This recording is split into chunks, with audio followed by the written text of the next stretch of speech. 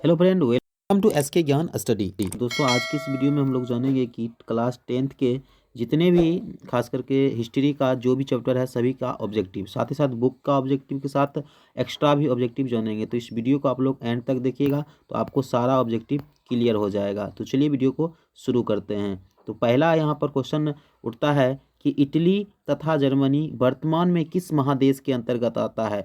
तो इटली और जर्मनी जो है वर्तमान में यूरोप महादेश के अंतर्गत आता है, यानी इसका ऑप्शन नंबर क्या हो जाएगा, सी आंसर हो जाएगा। इसी में अगर आपको कोई क्वेश्चन पूछ देगा कि भारत कौन सा महादेश के अंतर्गत अभी आता है, तो वो आता है एशिया महादेश के अंतर्गत। अगले क्वेश्चन की ओर बढ़ते हैं। अगला क्वेश्चन है, कहता है फ्रांस में किस शासन वंश की पुनर्स्थापना वियना कांग्रेस द्वारा की गई थी। तो यहाँ पर जो थी तो वो कौन सा शासन था, तो वो था बुर्बो वंश। बुर्बो वंश की पुनर्स्थापना वियना कांग्रेस द्वारा की गई थी।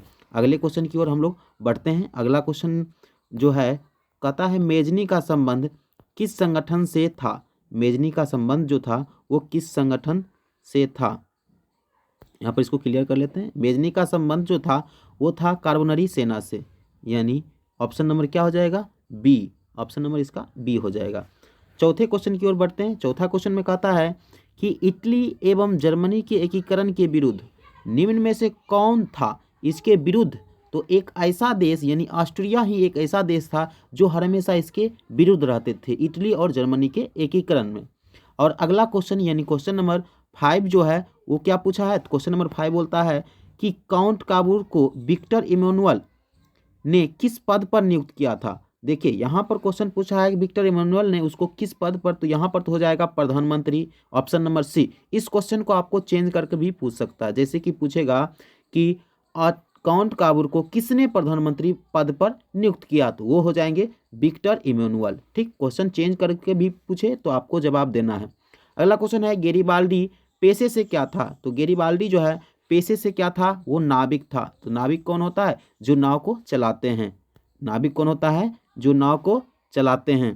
ठीक, इस तरह हमने समझ लिया है। अगला क्वेश्चन की ओर बढ़ते हैं हम लोग। आगे क्वेश्चन पूछता है कि जर्मन राइन राज्य का निर्माण किसने किया था। तो जर्मन राइन राज्य का निर्माण कौन किए थे, तो जर्मन राइन राज्य का निर्माण नेपोलियन बोनापार्ट ने किया था। ये सब सारा क्वेश्चन ये पूछा गया है, नेपोलियन बोनापार्ट। इसका सही उत्तर क्या हो जाएगा, नेपोलियन बोनापार्ट। अगला क्वेश्चन है कि जालबेरिन कैसी संस्था थी। तो जालबेरिन कैसी संस्था थी, तो वो जालबेरिन व्यापारियों की एक संस्था थी जिसको क्या कहते हैं, जालबेरिन। ये भी जान लिए। नेक्स्ट क्वेश्चन की ओर बढ़ते हैं। नेक्स्ट क्वेश्चन में पूछा है कि रक्त एवं लौह की नीति का अवलंबन किसने किया था। रक्त एवं लौह की नीति का अवलंबन कौन किए थे, तो वो थे बिस्मार्क। कौन थे, बिस्मार्क, यानी ऑप्शन नंबर सी हो जाएगा। नेक्स्ट क्वेश्चन है, कहता है फ्रैंकफर्ट की संधि कब हुई थी। फ्रैंकफर्ट की संधि जो है वो कब हुई थी, तो फ्रैंकफर्ट की संधि 1871 ईस्वी में हुई थी, यानी ऑप्शन नंबर इसका क्या हो जाएगा, डी हो जाएगा। 10 का ऑप्शन नंबर डी हो जाएगा। इस तरह आपने 10 क्वेश्चन को देख लिया। हम इस चैप्टर में लगभग 30 प्रश्न को देखेंगे, तो इस पर वीडियो को आप लोग अंत तक देखते रहिएगा। 11वां प्रश्न है कि यूरोप वासियों के लिए किस देश का साहित्य एवं ज्ञान विज्ञान प्रेरणा स्रोत रहा। तो यूरोप वासियों के लिए यानी यूनान के जो थे, यूनान ही ऐसा देश था जिनका साहित्य एवं ज्ञान विज्ञान यूरोप वासियों के लिए क्या रहा, प्रेरणा स्रोत रहा। अगला क्वेश्चन है, नेपल्स की क्रांति कब हुई थी। तो नेपल्स की क्रांति कब हुई थी, तो 1821 ईस्वी में हुई थी। नेपल्स की क्रांति 1821 ईस्वी में हुई थी। अगला है, चार्टिस्ट आंदोलन कहाँ हुआ था। तो चार्टिस्ट आंदोलन कहाँ हुआ था, तो यहाँ पर इंग्लैंड में हुआ था। ऑप्शन नंबर इसका क्या हो जाएगा, डी सही हो जाएगा। इंग्लैंड में चार्टिस्ट आंदोलन हुआ था। नेक्स्ट क्वेश्चन की ओर हम लोग बढ़ते हैं। कहता है यूनान को एक स्वतंत्र राष्ट्र घोषित किया गया, मतलब यूनान को कब स्वतंत्र राष्ट्र घोषित किया गया। हम लोग यूनान को जो है 1832 ईस्वी में क्या किया गया, स्वतंत्र राष्ट्र घोषित किया गया, यानी ऑप्शन नंबर इसका क्या हो जाएगा, बी। अगले क्वेश्चन की ओर बढ़ते हैं। अगला क्वेश्चन कहता है ऐतिहासिक द्वंद्ववाद की व्याख्या किसने की थी। तो वो किए थे हेगेल। हेगेल जो हैं वो एक इतिहासकार के साथ साथ दार्शनिक भी रहे हैं, तो इनका आंसर क्या हो जाएगा, हेगेल। ठीक, अगले क्वेश्चन की ओर हम लोग बढ़ते हैं। आप लोग इसको पोस्ट करके भी नोट कर सकते हैं।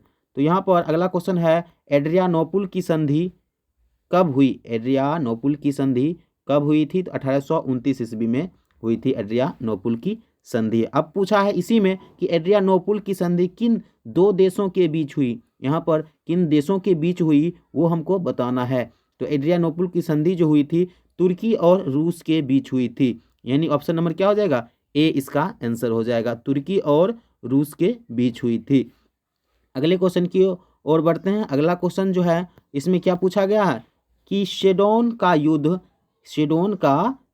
किसके बीच हुई? जैसे एड्रियानोपुल की संधि हुई थी उसी प्रकार इसमें पूछा गया है कि शेडोन का युद्ध जो है किसके बीच हुआ था, तो उसमें हमको क्या जवाब देना है? तो इसमें देना है शेडोन का पूछा है, इसका हो जाएगा ऑप्शन नंबर सी, फ्रांस और पर्सा के बीच हुआ था यह युद्ध। कहता है किस देश का हंगरी पर पूर्ण अधिपत्य था? यहाँ पर हंगरी देश की चर्चा है, किस देश का जो है हंगरी पर पूर्ण अधिपत्य था, तो वह कौन सा ऐसा देश था जिसका जो है हंगरी पर पूर्ण अधिपत्य था? वो हो जाएगा, इसका सही उत्तर क्या हो जाएगा? 19 का सही उत्तर होगा ऑप्शन नंबर बी, यानी ऑस्ट्रिया।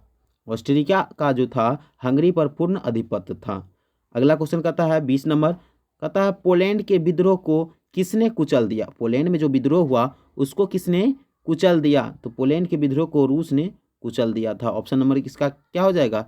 ए इसका राइट आंसर हो जाएगा। अगले क्वेश्चन की ओर बढ़ते हैं। कहता है सन 1870 ईस्वी में, सन कितना? 1870 ईस्वी में फ्रांस और पर्सा के बीच युद्ध कहाँ हुआ था? ये क्वेश्चन पूछा है, फ्रांस और पर्सा के बीच जो युद्ध हुआ था वो कहाँ हुआ था? तो वो हुआ था सेडोन में। कहाँ हुआ था? सेडोन में। ठीक, ऑप्शन नंबर ए, इसीलिए इसको सेडोन का युद्ध भी कहा जाता है। ठीक, अगले क्वेश्चन की ओर बढ़ते हैं। अगला क्वेश्चन क्या है? 22 नंबर, कहता है किस युद्ध के बाद जर्मनी का एकीकरण पूरा हुआ? किस युद्ध के बाद जर्मनी का एकीकरण पूरा हुआ? इसका भी राइट आंसर क्या होगा? सेडोन का युद्ध। क्या हो जाएगा? सेडोन का युद्ध, ऑप्शन नंबर डी। ठीक, यहाँ पर शेडोवा भी है, यहाँ पर आंसर हो जाएगा सेडोन का युद्ध, ऑप्शन नंबर डी। अगले क्वेश्चन की ओर बढ़ते हैं। 23 नंबर में कहता है यंग यूरोप नामक संस्था का गठन, वही यंग यूरोप का संस्थापक कौन था? तो आप लोग को मालूम होगा कि मेजनी ने क्या किया था?